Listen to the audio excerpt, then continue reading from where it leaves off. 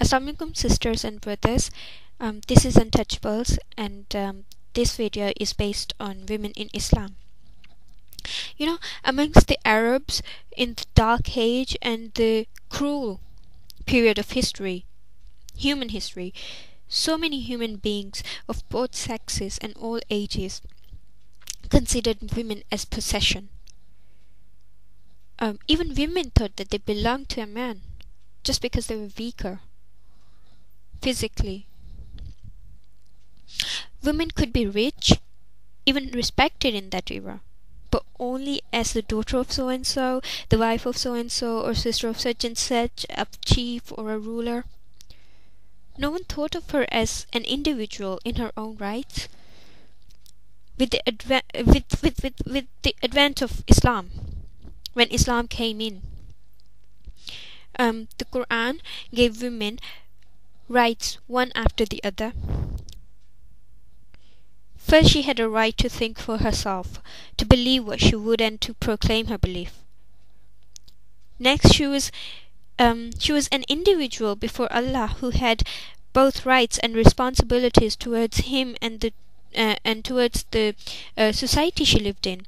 As a person responsible before Allah, she was not to blindly follow her father's or husband's faith, but to think for herself whether she wanted to believe what they whether she wanted to follow what they believed, or whether she wanted to read religion and then believe.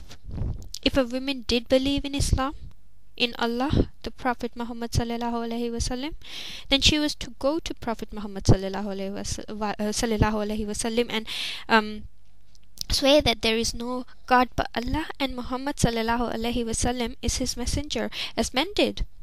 So there was no difference in the eyes of Islam. She had a right to be educated and to demand education if somebody told her not to. And it was her father's or the guardian's duty to actually educate her.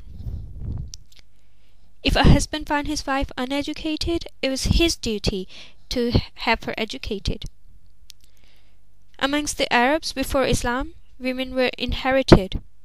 No, seriously, women were inherited from father to son, as if they were possession. After Islam, such marriages became forbidden, and a man has no longer any right to marry his father's widow, because now she acquired the status of a mother. Women were given the rights to choose their own husbands. So many hadiths have found that women actually proposed to men for marriage. Lady Khadija radhiyallahu ta'ala anha proposed to Prophet Muhammad sallallahu alaihi wasallam for marriage. And if a father or guardian married a woman to someone against her will or without consulting her, the marriage was considered invalid, and she then had all the rights to have it invalidated. A woman was given the rights to inherit from her relatives, from her father, that is definitely. She is to inherit from her father and mother. But she was capable of inheriting from her brothers as well, if they didn't have any sons or daughters. A woman had the right of inheriting from her husband as well after his death. If the husband had children, then it's the 8th share of hers. And if the husband didn't have any children, then it was the 4th share. She had the right to have property of her own, apart from her husband's, and to manage it alone as she wished. I mean, every woman would want to manage her property on her own. We don't want anybody to interfere. In every aspect of life, she was given clear and just rights. She could work as long as it's a respectable job, um, such as a doctor, a nurse, a teacher. The reason for that was because Islam wanted a woman to be respected, not degraded. And the money she earned from it was all hers. She was not to give it to anybody, not even her husband, not even her children, her own children. If she wanted to give them, if she gave them, that was sadaqah. That's not her duty. It's her husband's duty to pay for her. If she spends it on her, that's okay. If she spends it on her children or husband, that's sadaqah. She will be rewarded for it. But if a man gives it to his wife and the children, that's his duty. Amongst the Arabs before Islam, a man could marry as many wives as he liked. Islam limited the number to 4.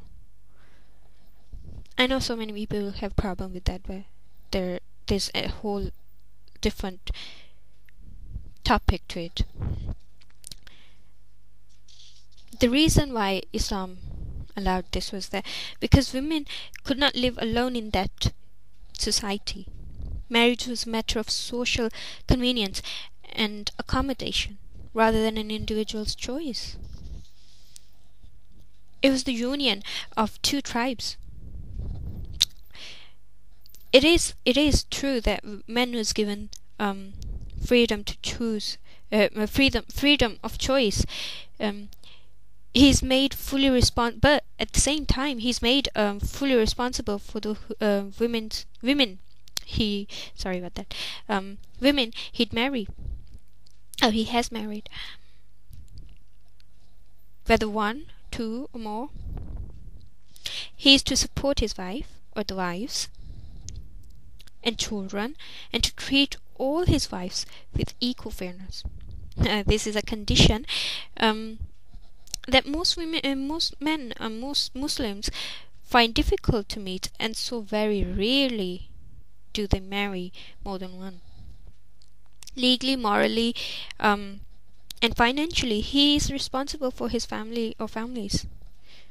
It is a system that discourages. It's a system that discourages more than one marriage, without making it impossible for a man to meet certain circumstances he may encounter in his life.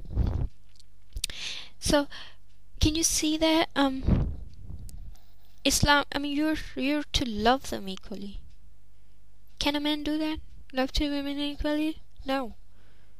So he is to treat her parents and the parents of another wives equally, to give them all rights. The rights of wife, he cannot abandon one, and it's impossible to do that. So very rarely true Muslims really get married again. Trust me, because it's not easy. It's not easy. It sounds easy, but it's not easy. So, if you see that, adultery is a very grave sin in Islam. It is better for a woman to have to share her husband than have him cheating on her. It's better for her to have him married again rather than have him cheating on her, and the other woman who is being used to be cheated, is being used by the man so he can cheat his wife. She doesn't have rights as a wife. Her child doesn't have those rights. But if she is a wife, her children have equal rights. The law of Islam liberated women from their bondage, and they became active companions to men in struggle for Allah's sake, which is beautiful. Women were treated like some God knows what. But after Islam, they were seen as equal to men in the struggle of Islam, in the struggle of Allah's sake. I think that's enough for today. There's a part 2 to this, so inshallah, because there's so much to say about women's right, the rights of women. So I think I'll have to make another part to it. I don't have a choice. So inshallah, there's another part to it.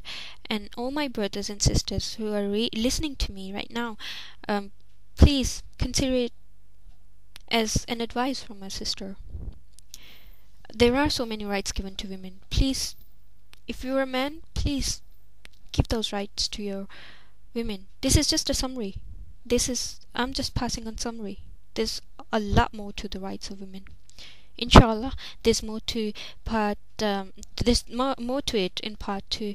Jazakallah khairan. Asalaam-u-alaikum.